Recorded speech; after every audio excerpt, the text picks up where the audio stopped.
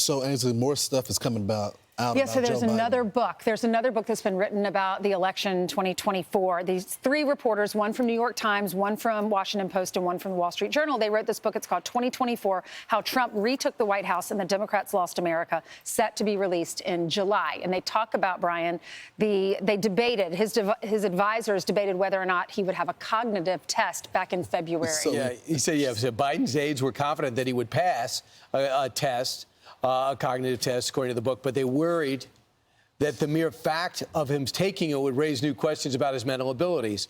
At the same time, Biden's longtime doctor, Kevin O'Connor, had also told aides he would not take the 81-year-old president's political standing into consideration when treating him, which, by the way, you know... All doctors do that. Yeah, all doctors do it. But put it this way. He wouldn't have passed the test. No way. And the thing is, they knew it.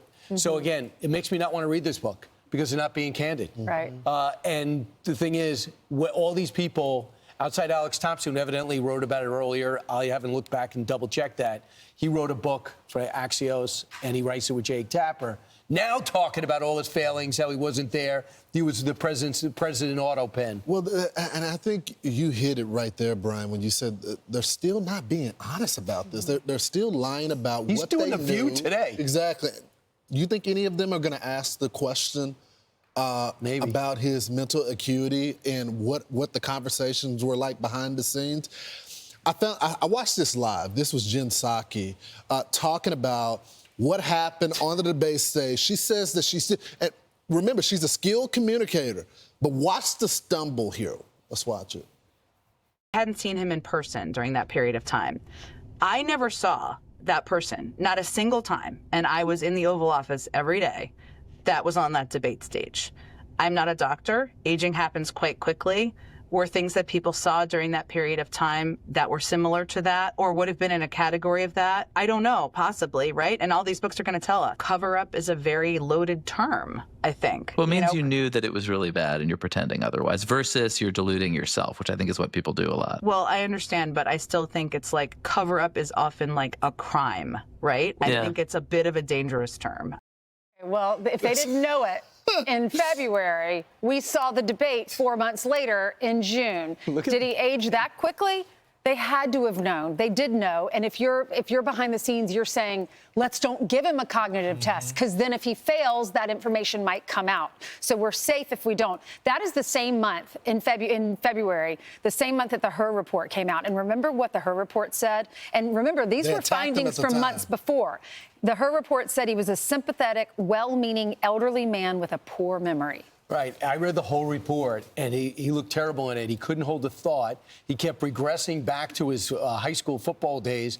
And he's like, and they would say, Mr. Sir, I understand. And at one point, we should talk about that. But just back, it was so polite. It was so courteous, so deferential. But they were relentless, saying, I need answers to these questions. And you know, what about even the decision to do it on October 7th, the day of the Israeli attacks? Right. He could have, any president would say, no, I got to stay on the phone. We might have a Middle East war. I might have to put my guys in motion. No, I'm going to sit down with Robert Hur and talk about my past. It's crazy. And by the way, if you don't believe it, when the B-roll of a story is indicting of the person speaking, he freezes.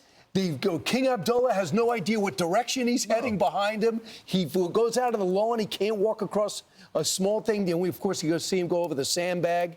I mean, we see this in real life. And if they felt any differently, they would have put him out there to do interviews. They wouldn't even let him do the Super Bowl interview. Can we just go back to what Jen Psaki says? Okay, I don't want to say cover up because that would imply criminal activity. I'm sorry. There are questions about what they did and if it's criminal. Who was using the auto pen? Were different military strikes and things like that approved by the president or not?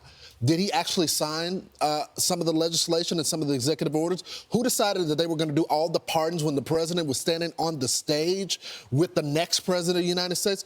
All of those are legal questions, and I'm sorry, it was a cover-up, and they're still not being honest about it. Open the border and let people come in. Yes. I'm Steve Ducey. I'm Brian Kilmeade. And I'm Ainsley Earhart. And click here to subscribe to the Fox News YouTube page to catch our hottest interviews and most compelling analysis.